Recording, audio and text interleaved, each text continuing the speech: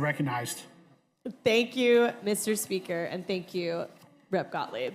I'll be brief, as I know we're wrapping up today's floor session, and Rep. Botana, I've enjoyed seeing this bill at many committee stops and asking my questions, but I just want to emphasize, as we potentially debate property tax reform here in this body, impacting other forms of revenue generation for local governments is not something I'd recommend.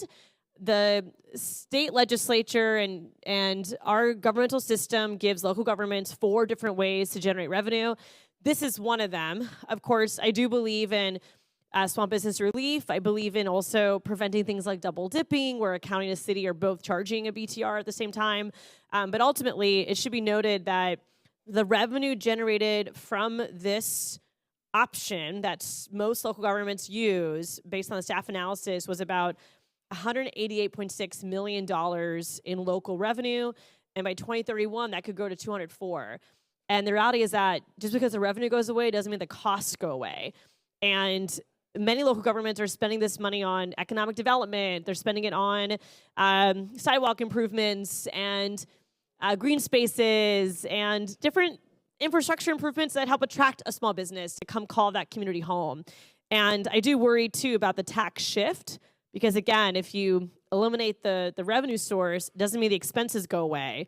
And so we potentially are shifting that burden onto the residents.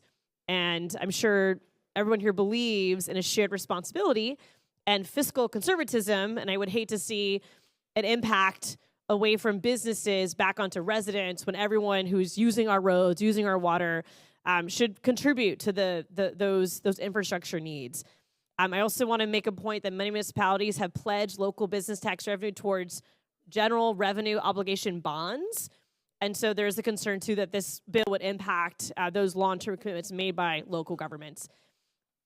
Finally, BTR also is a record-keeping tool for our local governments. Helps them know what businesses are operating in their communities.